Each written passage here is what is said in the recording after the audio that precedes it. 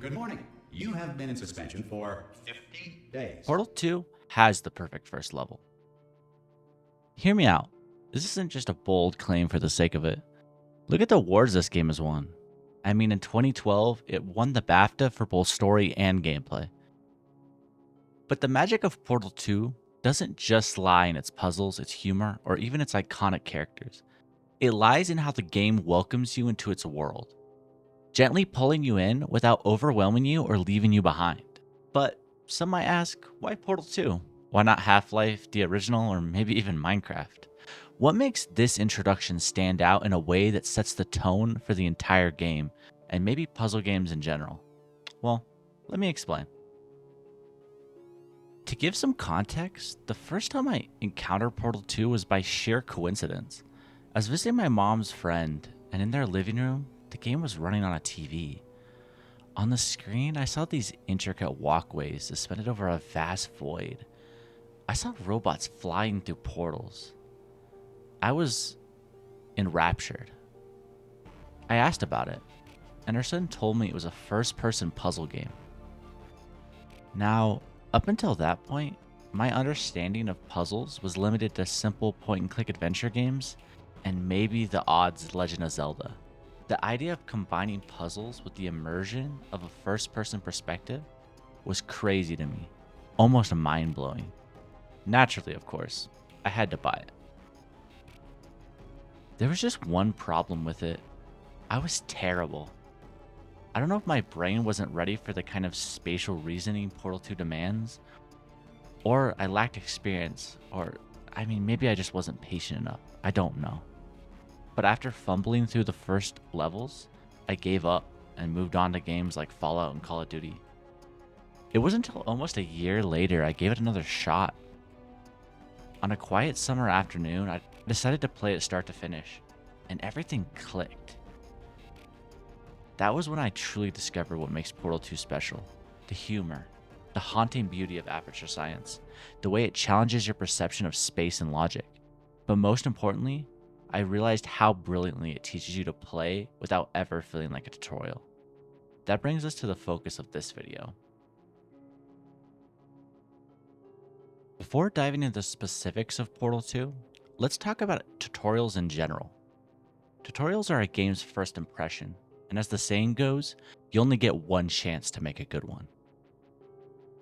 A tutorial isn't just about teaching controls, it's about setting expectations.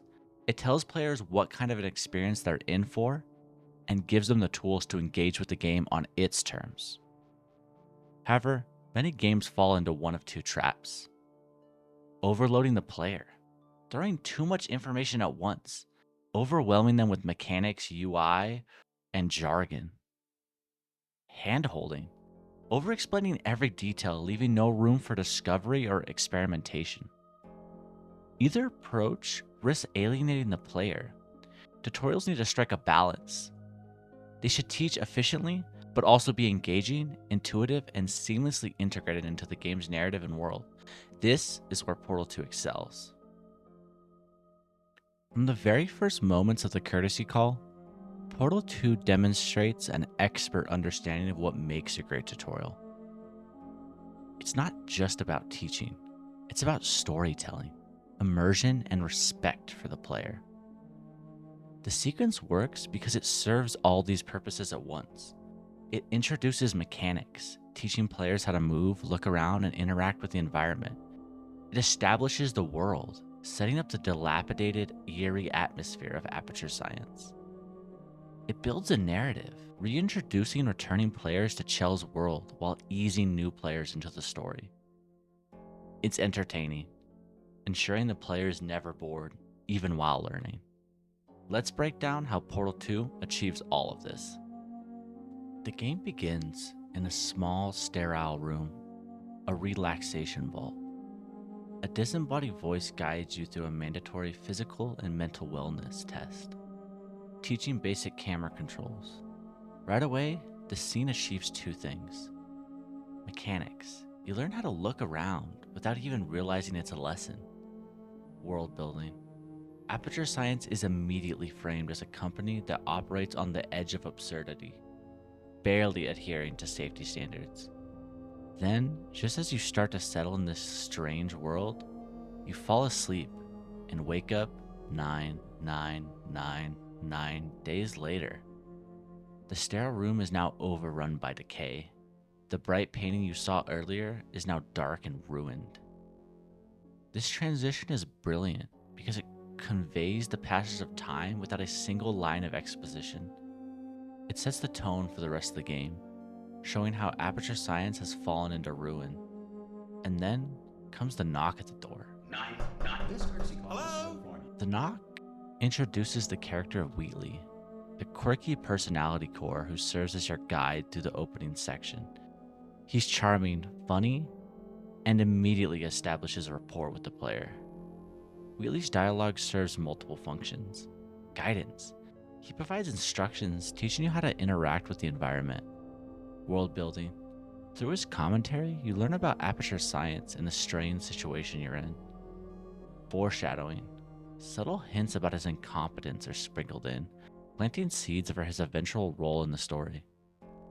For example, when he rams you into a wall, it's played for laughs, but it also sets up the idea that Wheatley might not be as reliable as he seems. As you finally get to leave the relaxation vault, the game introduces the first puzzle chambers. For new players, these rooms teach the basics of navigation and interaction.